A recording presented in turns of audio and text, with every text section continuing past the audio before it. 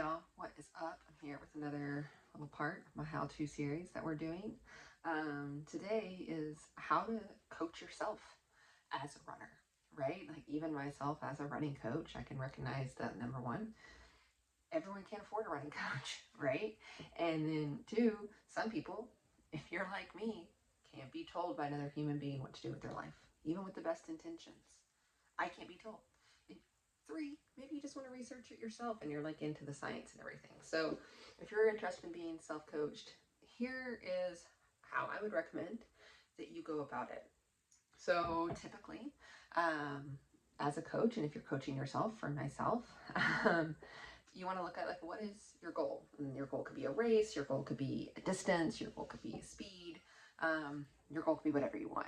And then you want to look at how much time you have to train. And by that, how much time, I mean like literally when you want to achieve your goal. So if it's a race day, do you have 2 months to get there, 3 months, 6 months, a year, 2 years, whatever? You want to look at how much distance and time you have between yourself and the race or the goal, whatever. And then you kind of want to block your training off, depending on what your goal is. So say it is a technical trail race of 50 miles. You may want to initially just work on speed, just getting a little faster. That could be flat speed work, right? You want to work on the thing furthest away from the race that's like least important to the race, right? So initially you could work on some speed work, whatever. And then as you get closer to the race, you want to work on stuff that's more specific to the event, race, goal, whatever you have. So maybe it's incorporating speed work. Maybe it's building up your distance further, right? Maybe it's you really want to race. So you need to work on your speed and your distance at the same time. And then you want to do it on a technical trail. You need to be training on technical trails or training for hills and climbs, whatever, and adding in that to your training.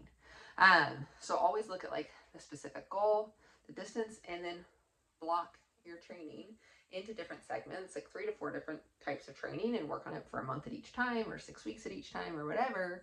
And that will help you build and also help you really not just get burnout. Because if you're going and running like the exact same thing 4 to 5 days a week, and maybe you go a little longer on the weekend, but you're doing the exact same split, the exact same mile time all the time, you're probably not going to progress. And then you're probably going to get bored. So make sure that like you're varying your workouts throughout, right? So that's a little bit of like how to lay out your calendar if you're going to be self-coached. If you're going to be self-coached, you also need to be like doing little check-ins with yourself and doing little audits of like, how is my training going?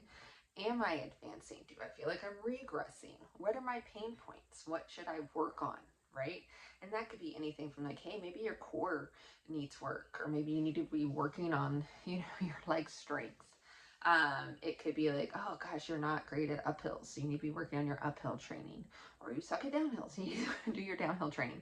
But like, make sure that you're not just making a plan, just let me blindly follow this plan. Like, you should be adjusting a plan. Your plan should adjust because we aren't robots that do something the exact same way every single time. So schedule like a monthly check-in to really be like, oh, how is my training going? And then review your training plan and see like, oh, can you add in more specific workouts to work on a weakness or something like that? So schedule that monthly check-in just with yourself to be like, oh, is this working? Is this not working? Number 3, as you get closer to your race or your goal, you should sit down and take time to review how to prepare for yourself on that day, right? What is the race terrain?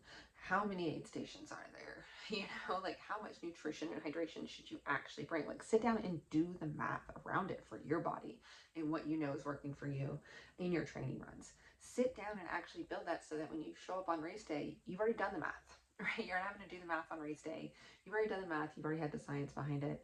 And you know exactly that you just need to go out and run, because that's really what you should focus on. And also like your mental state breaks down pretty quickly in a race. So having to do math around nutrition and hydration, like all that should already be plotted out. So, that's kind of how to coach yourself, a really brief overview. If you have more specific questions, feel free to holler at me or like leave a comment and let me know. And let me know if you have any more questions.